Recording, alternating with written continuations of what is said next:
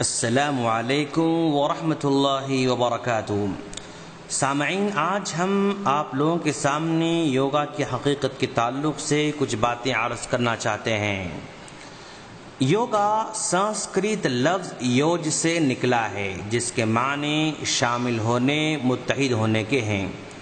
یوگا کی تقریباً 185 ورزش کی ترکیبیں بتائی جاتی ہیں۔ یوگا کرنے والے شخص کو یوگی کہا جاتا ہے۔ یوگا کرنے والے اصل مشاق یوگی ابتدا میں دوران یوگا اور ختم پر کئی شلوک ورد کرتے اور گاتے رہتے ہیں۔ یوگا کے سلسلے میں ہندو مذہبی کتابوں میں مستند مواد میں نصوص صریحہ یعنی کلیئر ٹیکسٹ موجود ہے، جس سے پتہ چلتا ہے کہ یوگا کی بنیاد خالص کفر و شرک پر مبنی ہے۔ بھگوت گیتا میں یوگا کی سند موجود ہے اور یوگا میں پڑھے جانے والے سنسکرت کے شلوک اس بات کی دلیل کے لیے کافی ہیں۔ خالق کائنات کا انکار ہے، خودی، زندگی، عبادت وجود، کون و مکان کا انکار، انسانی خداؤں کا اقرار، یہ ساری کی ساری چیزیں یوگا میں شامل ہیں۔ یوگا کے متعلق ارجن و سری کرشنا نے جو تعلیم دی ہے کہ روحانی ارتقاء اور خواہشات ورگیا سے چھٹکارا، آزادی کے لیے یوگا ضروری ہے۔ یہ باتیں لائٹ آن یوگا صفحہ نمبر 1 پر لکھی گئی ہیں۔ اگر یوگا کے متعلق من حیث الکل شریعت اسلامی کا حکم معلوم کریں تو پھر یہ ناجائز اور ممنوع قرار پاتا ہے، چونکہ یہ ورزش و کثرت ایک مخصوص مذہب کی تعلیمات پر مبنی ہے۔ اس طریقے ورزش اور طریقہ کار اور اجزاء ترکیبی کفر خفی سے بھرے ہوئے ہیں۔ یوگا کی کثرت محض صحت و تندرستی کے لیے نہیں کی جاتی، بلکہ روحانی و ہندو تہذیب کو پروان چڑھانے کے لیے کی جاتی ہے۔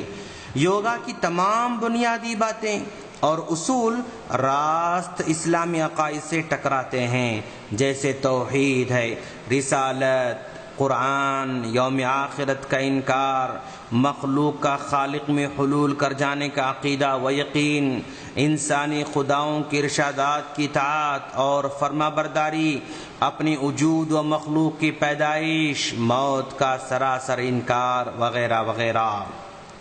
یوگا میں ہندو عقائد کے مطابق روحانی و جسمانی تربیت دی جاتی ہے۔ یوگا کی کثرت کا اصل نصب العین و مقصد پرماتما خالق کل کی ذات میں اپنے آپ کو ضم کر دینا ہے۔ جسمانی صحت و تندرستی کا حصول یوگا کے ذریعے ذیلی اور سیکنڈری ہے۔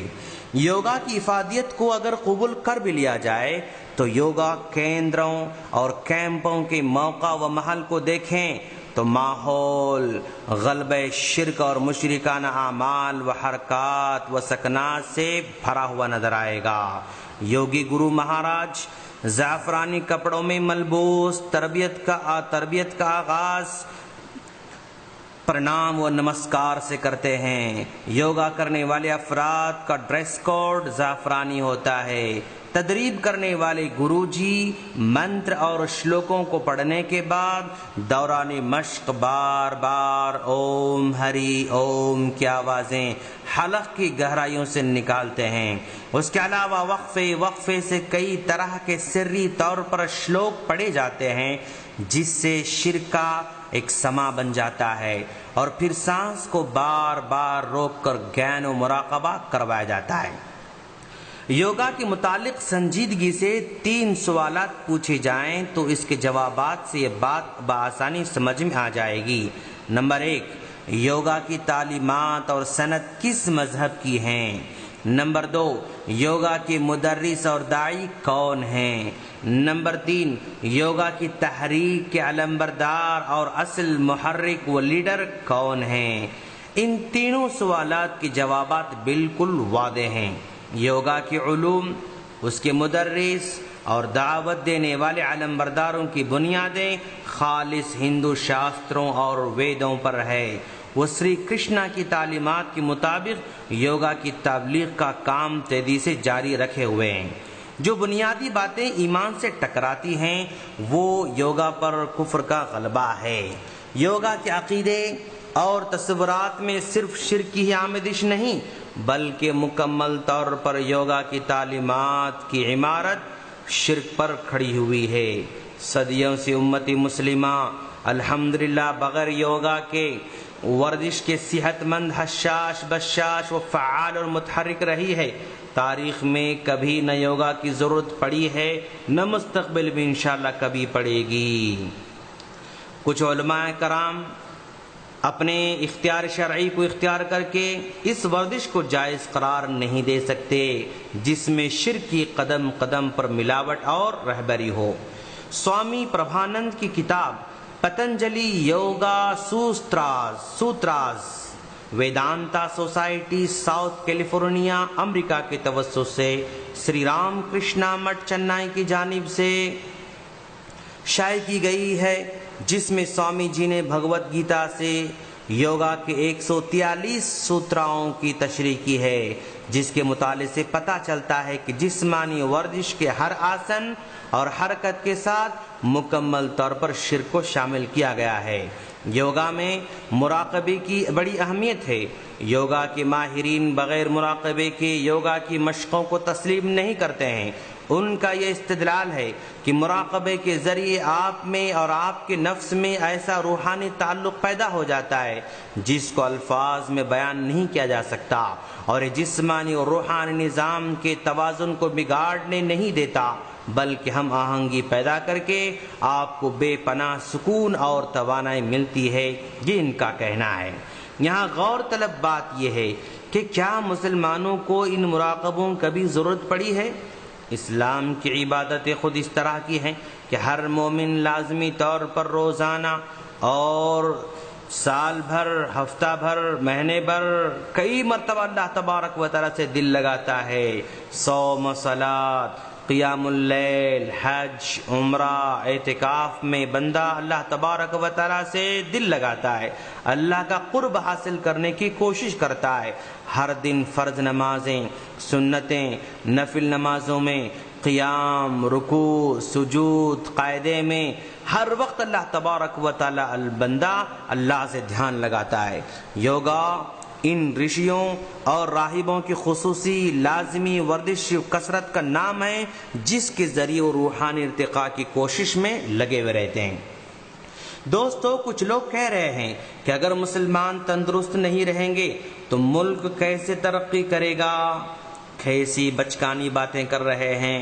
ان لوگوں کو یہ بھی پتہ نہیں ہے کہ ملک کی ترقی کس میں ہے، یا پھر یہ مسلمانوں کو بیوقوف سمجھتے ہیں۔ ملک کی ترقی مسلمانوں کو ساتھ لے کر چلنے میں ہے۔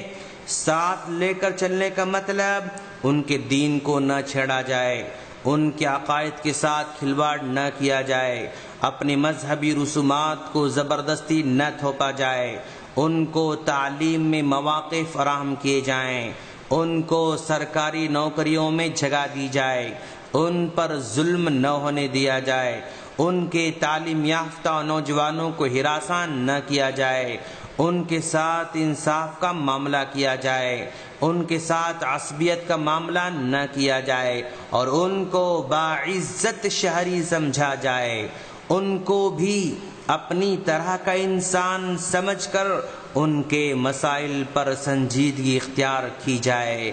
مسلمان اس ملک کی سالمیت میں ہمیشہ ساتھ دیتے رہے ہیں اور دیتے رہیں گے، کیونکہ یہ ان کا ملک ہے۔ مسلمان اس ملک کے مہمان نہیں ہیں۔ ہمارے ملک کی ترقی انہی چیزوں میں ہے۔ کسی بھی گھر کا ذمہ دار حقیقی معنوں میں اسی وقت گھر کا خیر خواہ سمجھا جاتا ہے جبکہ وہ گھر کے سارے افراد کے ساتھ یکساں سلوک کرے۔ اگر وہ گھر کے کچھ افراد کے ساتھ امتیازی سلوک کرتا ہے تو دراصل وہ گھر کو توڑ رہا ہے، اس کو گھر کو جوڑ کر رکھنے کی کوئی فکر نہیں ہے، اگرچہ کہ وہ زبانی طور پر کتنے بھی دعوے کرتا رہے۔ خلاصہ کلام یہی ہے کہ یوگا خالص غیر اسلامی ہے، اس کو مسلمان کسی حالت میں اختیار نہیں کر سکتے۔ برائے کرم ان چیزوں میں ان کو شامل نہ کیا جائے۔ ہم اللہ سے دعا گو ہیں کہ اللہ تبارک و تعالی ہمارے ملک کے ذمہ داروں کو اس بات کی توفیق دے کہ وہ اسلام کو سمجھیں اور مسلمانوں کے ساتھ ہمدردی کریں۔ السلام علیکم ورحمۃ اللہ وبرکاتہ۔